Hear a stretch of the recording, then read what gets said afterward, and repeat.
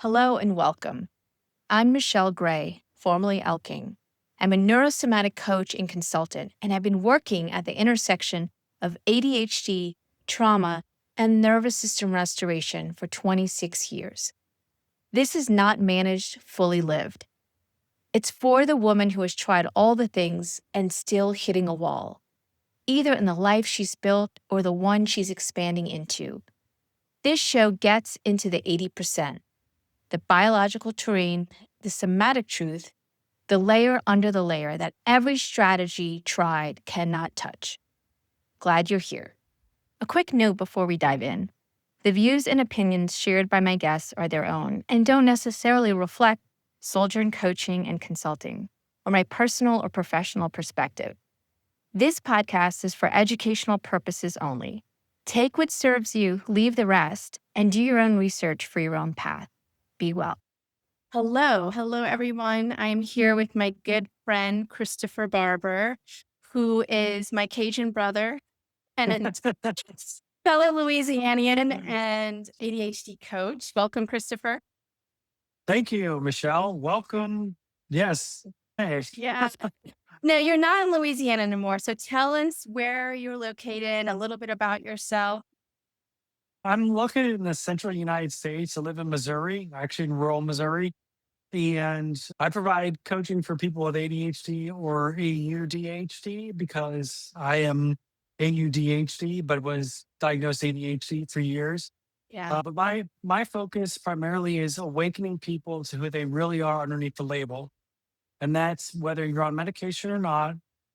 If you're not medicated or if you want to get off of medication, I can help you with that because I made that decision 4 years ago. It was a really hard one, but I know what it's like to transition off of medication and like the struggles that you have to make it through. So I Yeah. offer my 13-week Trinity 1.0 program, which is designed for adults with ADHD that helps them basically take off all their masks and basically emerge as the person who they really are. Love that. And the podcast is called Not Managed, Fully Lived. And we're so aligned in so many ways. But tell me what that means to you. Okay. Not managed means I'm not trying to live my life by the neurotypical standards that a lot of us with ADHD or any nervous system dysfunction that we get labeled anxiety, depression, ADHD, AUDHD, PTSD, CPT, whatever alphabet soup you want. When you force yourself to try to fit into those managed like roles or systems and stuff, things don't work out great and it's going to wreak havoc on you. So by looking at those systems and then figuring out ways that work for you, you're living more fully and then just breaking free of the system. That's why I started my company. It's my step towards breaking free of the system. Absolutely. So And let's start there. Tell me how you got to this place because I know I have so much respect for your story and your background, but tell us, the audience, like what brought you to this place. okay, this all started with relatives when I was struggling in my early undergrad years, saying that I might have ADHD because I was struggling to study. I was struggling to focus. I was a physics major, but I could go faster than my teacher in classes. I could tutor other kids in my classes. And I was always the one that they thought would make the highest grade on the tests, but I could never sit down long enough to do all the rogue, like repetitive work to Yeah. get like the different permutations down. So from that, that caused a lot of depression and anxiety and just like a lot of like self-worth problems that I ended up going to a hospital for to see psychiatrists because that's what my family recommended. And being raised in society in the 80s, like if you're sick or if you have a problem, you go see a doctor. Doctors know best. So I thought that led into a slew of a revolving door system where every 6 months I had a new doctor who I was repeating my story to and was writing me various scripts. And I've pretty much been on every antidepressant, every ADHD medication, stimulant medication, except for probably some of the newer ones, but your traditional ones, Adderall, Concerta, Ritalin, Vyvanse, Daytrana, all those. I've been on all of those. But the funniest thing is I fell into the trap of not taking responsibility for my own health and was just doled out the protocol that all the doctors are taught, which is if they're not anxiety, they're depressed. If they're not depressed, maybe they're bipolar. And through on the depressive state, they put me on Zoloft. I cycled on Zoloft, and then I self-admitted myself for a weekend in the mental hospital. And then there, they were like, "Oh, you're bipolar." Put Right. me on lithium, lamictal, Haldol, and Seroquel, and said, "Here you go." And I was on that for 3 years. And basically, my mom was like, "A part of you died," because it did. Yeah. I was Yeah. literally like, my spontaneity, my ability to like just be who I was gone. It never held my focus, never held my ADHD symptoms. Yeah. And it was a victim to my racing thoughts, which I thought were outside of my control, which is something I've now learned is not true. Right. And that progressed to Hurricane Katrina. I got away from the doctors because I had to move. And then I finally got assessed for ADHD. I was assessed high ADHD. And also, I'm in the 10th percentile of processing capability for people. Like, my doctor was like all giddy about that because he's like, "You got a really fast brain." Yeah. And I was like, "Yeah, I know." Like, Yeah. Confirmation. yeah. So from that, it was back again to find the what I call the magic pill. I was put on Concerta again, Strattera, and then I took Vyvanse, and it was like my life changed drastically. It changed so drastically that I just never thought I could be off of that pill. Right. I could focus, I could work a full-time job, plus do my graduate studies, finish with a high GPA in my graduate program, writing a master's thesis, and then progress on in my career to like working at a Fortune 500 company, going from, an individual contributor to a manager within a year, transforming an organization. Like, I was on fire, Yeah. but At what that's not cost? normal. That's normal. I had a cost at a huge cost. Yeah. I always say that, right? That the women that I work with, the adrenaline loan, whether the loan comes due in some form at some point. And Yes. how did it come due for you? It came due for me when we had children. When we had children, the overstimulation of like small children crying and stuff Yeah. exacerbated myself, who was already overstimulated on the medication, but I didn't realize that. Right.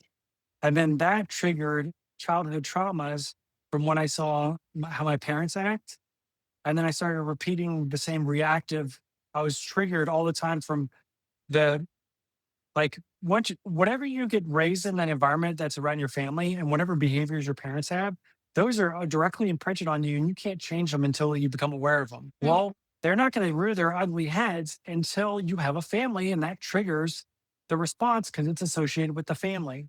Oh my gosh, I had the same thing. I talked about Yes. that actually in a previous episode where once my daughter was born, it was some environmental stuff, no community, no support, market crash, but I was in the throes of postpartum anxiety and depression. Was really that initiation of all my traumas resurfacing. Yeah, Yeah, it's totally true. And that's where that's one of the first things I ask people on discovery calls. I'm like, what was your childhood like? yeah, And it's like, I had an alcoholic mother, I had a controlling father, I had a this, I had like one guy, like he was raised in Colombia. And I won't even go into the details of the stuff he right, lived through. Like, right, it's right. like, it's like, no wonder why your nervous system's dysregulated. You have past due trauma that society has normalized and called a mental disorder. Yeah. It's so common. As you know about me, this is the core of my work, is at the intersection of what has been labeled ADHD, and many folks fall into that category of had severe developmental trauma and in various forms of trauma. But to get back to what you were saying about the loan coming due, what was that period like? What did it look like? How did you finally start to realize like this is not a good protocol for me anymore? I was sick of saying I'm going to change and then just couldn't change. I was sick of the like, I'm talking like face red, body hot rage from just small things. Yeah. I was sick of seeing the fear in my children's eyes because of my reactions. And then my wife would push on me about like maybe you don't need to be on the medications and stuff like that. And I was like, well, how do I even do that? And it wasn't until I saw a video by a doctor, Dr. LeGrand, who I worked with, where he described the mechanism at which how the drugs work. And then me being a control systems engineer, I was like, oh shit.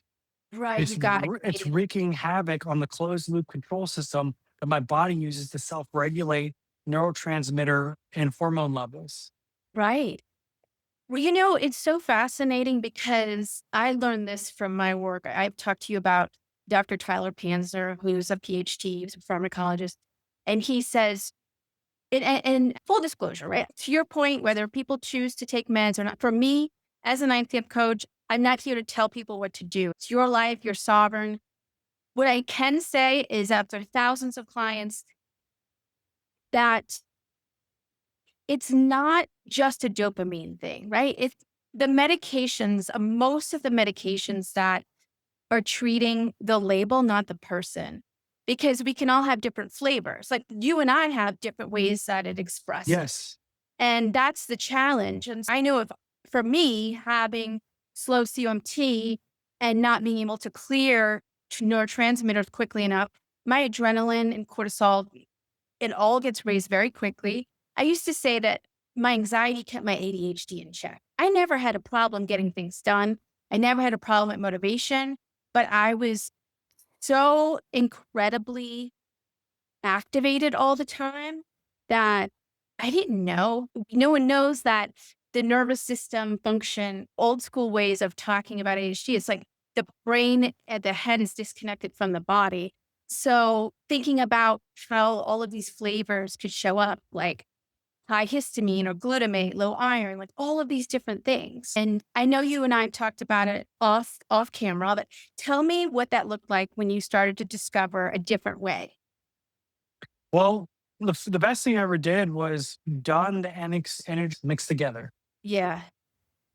Like, Yeah, and no, I then get it. for lunch, it was a smoothie with like 2 scoops of protein powder, some Greek yogurt, and some oatmeal. Like like eating clean. And then what I do is I mail order my meals, so it takes off the cognitive load of like, oh, I got a meal plan, I gotta go to the store, I gotta get all Yeah, this stuff, I absolutely. gotta cook it. By using like a delivery service for my meals, Yeah, that's helped me stay consistent because I used a structure and build the consistency to then improve my life. I love it. Full person well-being. This is a question I get all the time. So I'm wondering, like, how do you address this? Because for me, it's okay, when people are saying this sounds like privilege, it sounds like you have the resources or all of these things that we're talking about cost so much more. What do you do if you're in the traditional medical system and you don't have a lot of money to eat well and you can only afford certain things? And my answer is starting with a lot of the basics that we have access to, like morning sunlight and like you said, getting out to walk and very small steps that make big gains in circadian Staying, rhythm. staying, staying hydrated. Yeah. So yeah, tell me what that looks like when, Okay. get asked that or how does that show up for you? I'm actually probably going to be coaching someone from actually Louisiana Okay. who's in that situation. And I'm going to tell them, like, make sure you're getting good sleep, Yeah. make sure you're exercising, and you can do calisthenics at home. You don't need to buy a bunch of stuff. Getting, getting protein no matter what. Like, you can get cheap protein. Like, the protein I buy is only like $35 for like a big container. Yeah. Yeah. You need Absolutely. like grass fed protein. Right. Right. Making sure you have clean carbs to eat, so like sweet potatoes or regular potatoes or whatever, no processed foods. Yeah. I know it's going to be cheaper, but it's going to hurt you. And also start like, if you don't have a lot of money, you shouldn't have a lot of things. So the more you can declutter and create a structure in your environment that helps regulate you, the better. Yeah. Yeah. And it's so interesting because I go down these rabbit holes on YouTube where people will have a family of six. And then it's like, how do you get through the store with $100? And there are definitely ways to buy in bulk. And then the foods that you're describing, if you stay on what is it, the perimeters, you're not getting into the aisles where the processed food and everything is, Yeah. you can do it, right? So tell me about where you feel like the transformation, what did it do for you? Where do you feel like you are now as opposed to where you were prior. I just feel like I have more capacity. Yeah. Like I can show up better as a father, as a Mhm. husband. I can show up better for other men that I know. Yeah. And I'm like becoming like in some of the best shape of my life in my 40s. For Like, sure. and that's like overcoming a lot. That's overcoming nicotine addiction, porn addiction, amphetamine addiction. Mhm. Like, I mean, caffeine's my only bane, but I probably only have that as pre workout in the mornings. Yeah. Like, and that's going to be short lived because I'm replacing that with something healthier, which is L-carotene, Yeah. which can also drive energy. Like, Right. there's Right. always like natural things out there. Absolutely. Go ahead. What were you gonna say? I still struggle with reactivity. And that's where like I work on my own regular, like if I do my daily, as Goggins says, David Goggins, if I do my daily disciplines of my working out, my meditation, my journaling, getting my steps in and stuff, Mhm. being present and non-reactive to my family becomes much easier. Absolutely. And it's different for everyone, right? Because I talk to clients about that's part of the first thing we do when we do the nervous system mapping and we build that somatic toolkit. It looks different for everyone. And Exactly. and that's part of the process. Take some experimentation, but there are things that you can really once you can build into your everyday and they become muscle memory. You don't even have to think about how you implement them because you've been integrating them for so long and you're doing it over time that it become you build that. So, Well, wait, I thought people with ADHD couldn't build habits. right? Well, we know we can do what we're interested in, right? Which is Well, is there's a formula to it. there's And formula. and to get it to like kind of stick, you either need like a quick reward with like a little bit of risk or something that's going to really like lower your stress level. By taking some action that lowers the stress level, you're going to be able to like lock into that. Yeah, and there's so many ways, right? I mean, Yeah, there's so many different things. I truly believe regardless of what top-down strategies you use, we know that our state creates our story. So emotionally, where we are, where our nervous system is, it has everything to do with motivation because you can plot it on a continuum. So what I always say is, and we know men and women's hormones are set, like you can reset every 24 hours. Female cycle's different. So I mostly work with women and especially women 30 to 55. So going through a lot of changes. Sometimes it's postpartum, sometimes it's through life transition of perimenopause, menopause. I'm curious to know what you hear, but I often get the question of like, well, when you're really fatigued, and I get that because a lot of the women I work with have autoimmune conditions and they're really battling the chronic fatigue and all of this. How do you sustain?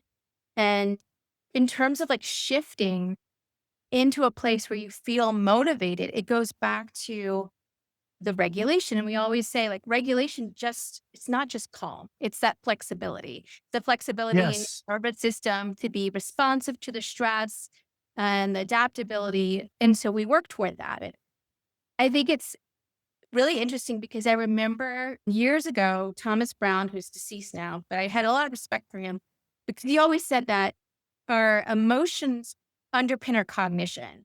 And so if you are you have to shift your emotions. You have to be able to shift that state to get to a place. If you are really struggling, how do you find whatever that is for you? And it doesn't have to be huge. I think that's where the term glimmers came out. Like people listening to a song and they really connected with that emotionally, or look at a picture of their child, or I mean, these are very basic things, but I'm thinking about when people ask, like, in the middle of my workday, how can I do a quick state shift that's not going to require me to take an hour away and come back? What are your thoughts on that? If you got kids, look at pictures of your kids. Yeah, Look at what your like your why. I know. Your why is the most powerful thing, and it's going to be the thing that's going to help reset you and get you centered better than like, I mean, you can do breathing and stuff like that, but it's like if I look at my kids, like it can change, you can change your nervous system state in an instant. And most people might be like, no, well, the racing thoughts are so bad and everything like this. And it's like, if you're having racing thoughts, and a car comes through the wall, you're not going to have any racing thoughts. Yeah. Those thoughts will be gone. Okay. And then, like, when it comes to like motivation, know that all of these thoughts that are like, you're too tired, you're too this, you're too that, there's a balance between like your body actually like giving you signals and your mind trying to trick you into just like being comfortable. That's And such a good. if you're living your life to be comfortable, I'm sorry, you're wrong. Like life is not meant to be comfortable. You're not supposed to feel motivated. Like I don't feel motivated at 4:30 in the morning. I don't want to get out of the freaking bed. Hell no. But when I get my ass up and I get outside and I do what I need to do, and then I walk out the door and I see the sun coming up, I feel amazing. Yeah. But I had to take action. Yeah. And, sometimes, and we could look at it a lot of different ways, but I hear where I I what mean, I'm coming in from like a guy's way, you exactly. know? You and I are in sync. And I'm like, you're like, this is perfect setup because you're like deep in the masculine and I'm so like feminine embodied. But I do live in my masculine a lot too. That's how I get things done. But I mean, the whole like move, take action and motivation comes. It is really true. I mean, even if it's, I think this is very common with women who are in functional freeze, that there's a lot of energy charging within them, but they can't initiate because it's two equal forces butting up against each other. Like a freeze state is really activation, energy, and immobilization locked. So I always say, do something small. Don't try to tackle the 10 things on your to-do list. If you're low energy, low capacity that day, what is the biggest priority? What is the thing that you feel like you have to get done that day? Or what are a few things that are going to give you some small wins? Because again, there's so much cyclical variation in what I see. Yeah, but I mean, I also would say like that person's home environment and job, if they have a job, could hold the keys to their freedom because the way I think what their normal is could be just their like fight or freeze response. They could actually like build set their house up to cause them to freeze. Oh, for sure. I mean, I Like definitely have seen environments where or have a job that like causes like the yeah. reverse, like the opposite of freeze to get them to like do things. Or I've I seen mean, yeah, like this is such a common conversation in my house because the two people that I love dearly and I live with tend to have periods of high clutter. And I always say, my brain cannot function. Like it creates anxiety for me. I can't manage that. And it's true. That's scientifically proven. If you have a lot of chaos and clutter around you, you're going to experience it internally. It's a very interesting, that's just like an example of pendulation too. When Peter Levine talks about this somatic experiences, that like how much internal versus external focus do you have and how do you shift that? So I have some interesting questions and I want to know if you're game to talk about like the family dynamic. okay. Yeah. So you and I have chatted about like how do you run a neurodivergent household, right? Like how is it. And again, because my core audience are high performing women, they don't have issues with getting things done. They might be overwhelmed because they're managing career, business, children, maybe aging parents, a household. They're doing it all. And they've been doing it, like I said, running on adrenaline, cortisol for a really long time. So, how do you, from a male perspective, because I feel like the female audience will really appreciate this, like, how do you negotiate those things with your wife? How do you step in? How do you guys manage the load, the mental load, the emotional load of everything? Good communication. And probably the biggest things that have changed in our marriage is her being more feminine and letting go of control and being like, Christopher, like when I make a decision, she's like, I trust you. She doesn't Yeah. question me. She trusts me, but then she expects me to plan. And being ADHD, planning is what I do really well Yeah. because it's Seriously. implementing a structure. Yeah, you're using each So, of your strengths. yes, because like all day long, she's in the masculine because she's homeschooling 3 kids. That's a lot. Yes. Like we set up defined boundaries and transition points in the day. Like when I get off of work, I take the kids, I try to get them outside, have them do exercises and stuff. And then the biggest thing I do is I take the kids for bath time and get their teeth brushed and get them ready for bed so Mhm. she can reset the kitchen. We're actually working on implementing like 5S, like Yeah, lean 5S in our yeah. house right now to reduce the clutter, create structure Right, so right. that it regulates not only us, but then our children too. Yeah. Because the Do you biggest thing is, know, Christopher, explain what that is. okay, 5S, if I can remember it, I'm probably gonna have to look it up on my phone. But 5S is in a lean practice of basically like sorting, shine, and something else. But basically, by organizing things to where everything has a place, and then by knowing where everything has a place, you set things up to that the things you use often are within one arm's reach. Yep. So it's you're reducing the cognitive load of like, where is this thing? Yeah. Okay. Yeah. By doing that, and then every week reviewing if it's more optimal or less optimal, you can optimize each of the rooms in your house piece by piece to to remove the things that stress you out. Yeah. Yeah. Like Yeah.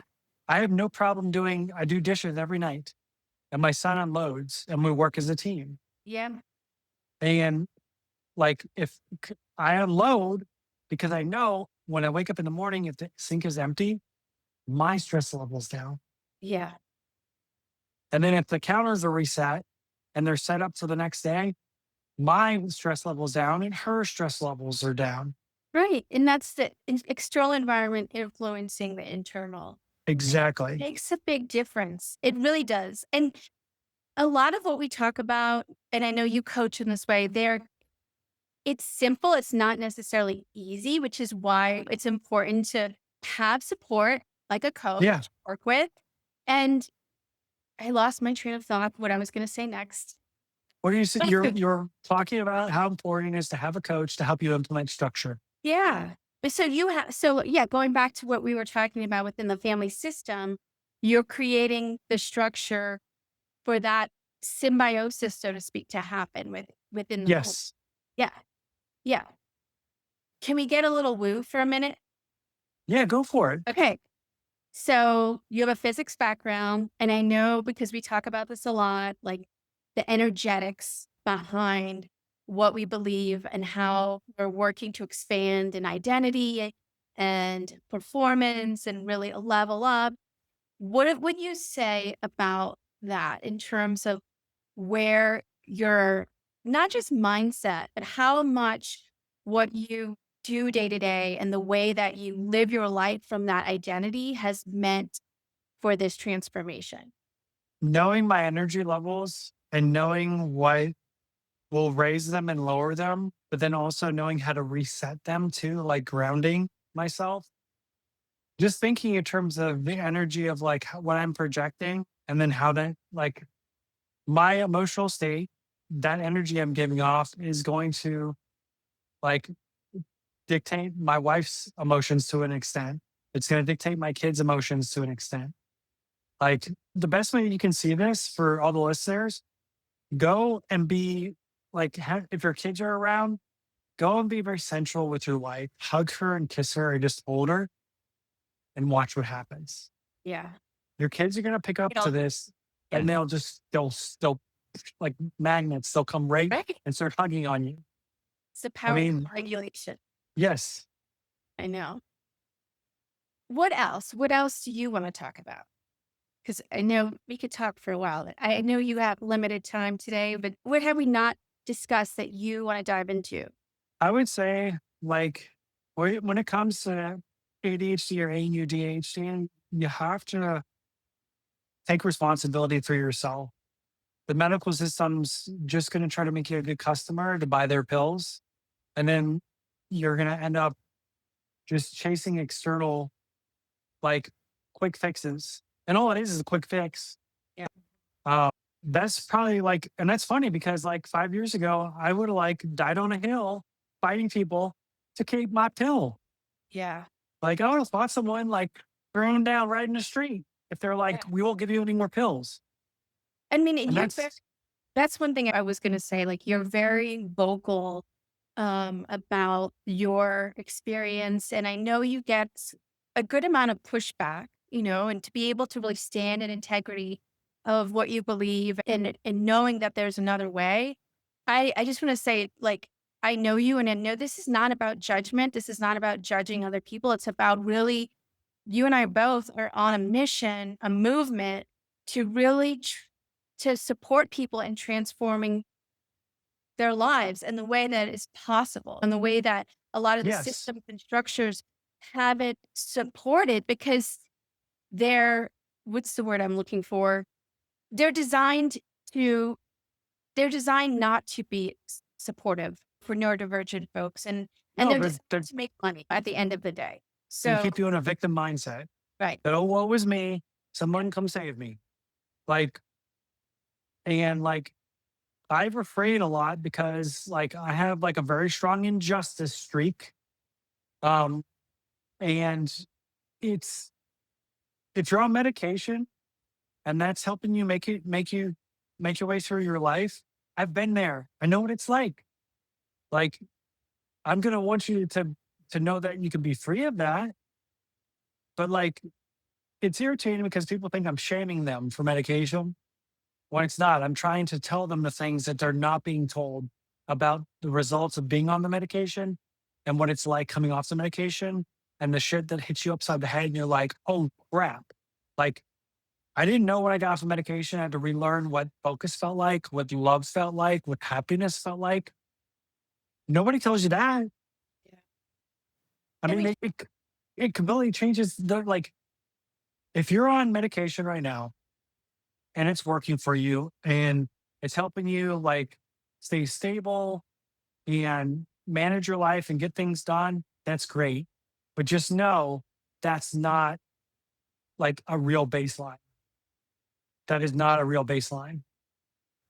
same thing if you can, with anything, right? You can argue in the same regard with hormones when a woman gets on birth control. Like, that is not Yeah. baseline. So any exogenous anything, right? That is an intervention, is a protocol. There are impacts. And I always say, and again, it's not about meds, no meds, but what I know definitively from seeing the pattern recognition of working with so many clients over the years, it does not help with the nervous system dysregulation, which is the root of the symptomology. And that's what people don't talk about. Yeah, it'll help you focus for a period of time. It can help with other things. But most people reported to me that they are so overwhelmed and dysregulated as a byproduct that then they're having to implement other medications on top of it to sleep, to deal with the anxiety and all of those things. So there's a domino effect to it all. Yeah. And that's where like everything I'm doing right now with the protocols of like the vitamins I take and the meals I take and the peptides I take, like there's side effects, but I don't have to counter the side effects. I'm getting more benefits than side effects. Yeah. But Yeah. it's like, first things first, I would say get some labs, like real labs done, not your like traditional labs, Yeah. and see what your deficiencies are. Then work with someone who knows how to supplement to help reboot your body, to give you the pieces that your body needs to build those things, to then raise those levels, to get you on a path of balance. Yeah. But even doing that, you still have to do the work of your own, like, yes, I was taking supplements. Yes, that was helping things. But I still had to do the work to figure out, wait a minute, I'm living in fight mode all the time. I actually find my family as threats. I have to self-love myself and self-coach myself like, Christopher, you're safe. Your wife's not a threat. Your children are a threat. Like, you're safe. Because I've been living in a fight mode for so long that was just masked over by the pill that when I get off the pill, I have to take care of that. Absolutely. Yeah. And it goes back to what you were saying in the beginning, that one of the first steps of tracking having the self-awareness and tracking patterns and being able to see, because I'll give you even a very small example, but it's really huge in a lot of ways. For me, being so sensitive to high sulfur foods and histamine, once I learned I can't have garlic, tomato, onion, and it really does impact me that when I've tracked the patterns, when I eat those things, especially for dinner, I have incredible anxiety and insomnia. And it's those types of things that I know they might seem insignificant, but they really aren't. When you have such a sensitive wiring like we all do, the smallest of inputs can make a big difference. Yes. And like what you said, for me, sugar, ice cream, cake, any of that stuff. If you want me to be snappy and snippety, either if I have like a lot of sugar or if I have too much caffeine in the day, like that throws off my system. I'll be snippy and snappy. But it's through my own awareness and tracking it, like you just mentioned, like that I see that pattern and I'm like, wait, I got to change this. Okay, now we have to wrap up soon. So I just have a couple more questions. Um, do you have a mentor? Have you have a mentor that you, or someone that you, even if it's not someone that you've met, that just inspires you, someone that really connects to your higher purpose or like your up leveling in life? Um, I would say throughout my life, there's figures like, let's say, Richard Feynman, he's a famous physicist. He was like someone I looked up to. David Goggins is someone I look up to. Um, I look up to my really close ADHD friends who have overcome things with like through us together, or I know what they've gone through and where they are. Those are big sources of inspiration to me. Um, but no one person really. Like probably, I would say one person who I look up to a lot, and I've had a couple mentoring calls with him. Joel Schaefer. He's Mm, into Toltec shamanism. okay. Okay. He's Perceiver on YouTube. Okay. I have to look him up. Joel has really like in the two instances I've talked to him with some big time spiritual transformation stuff I've gone through and some awakenings I've had. Um, and it's funny because like it just took one experience that caused these things to happen. Because before I would be like, shamanism, what the heck's that? Like that's woo woo. Like I'm a physicist, man. I And would like but it's the same, it's Christopher, don't you think? Like, yes, it is. same, and that's what I hate the term woo woo, and I say it like intentionally because I'm like everything that we call woo woo, it's been proven through science, and not everything. That's a generalization, but a lot of what people call woo woo is rooted in scientific fact. You know from studying and Yes. yeah, Yes. I mean, like I can give you a good example. It's through my shamanic studies and my shamanic practice of the energy work. yeah, You know, when I get on discovery calls with people, I can tell you exactly what emotional state they're in. I can read them like a book. yeah. And a lot of the times, like the clients I work with, I actually like wake them up to like certain things that they're doing because they're so used to like picking up their skin and doing all these other things. I see it everywhere now. It's like Yeah. what you see, you can't unsee. And once you Yeah. start like tuning in, it's amazing what you find out. I Absolutely. mean, not only like observing people and understanding their regulation state, I was so scared to look at people in their eyes. And once I started doing that and being confident about it, the amount of trauma I could see in someone's eyes, the amount of deep connection I could see in someone's eyes and like really feel them. It makes me like, it's like, I don't know why we don't do that more. There's so much that's communicated. But yes, like for looking at things in terms of like energy flows in an energy field within a person and the trauma and how it affects those things, that's revolutionized my ability to coach. And I know how you facilitate in the way that I have had exchanges with you, and just know that what I always talk about, the misperception that people have, like coaching is only about strategies and hacks and all of these things, because that's what's widely been used in the ADHD world. But you, yes, just as well as I do, practice very full person approach, and to really attune to someone and see their soul's essence and to really connect with them, not only in exchange of what they say, but on an energetic level. Like that's the highest form of ICF coaching. That's the master level, to be able to read someone beyond just what they present in front of you. And that's what you're describing as well. As we wrap up, what do you think? These are the core pillars that I have landed on: restoration, sovereignty, community. What does that mean to you in your life? We're always in a state of restoring because there's always beginnings and endings. And if we look at life as cycles and beginnings and endings, it won't be as scary. Community is essential for healing. The most healing I've had with like understanding my brain and others is being surrounded by others that have been given the label. And I tell you, some of these people are so spiritually aligned and awakened, it's unbelievable. Like Zen master level. Yeah. And then what was Right. this?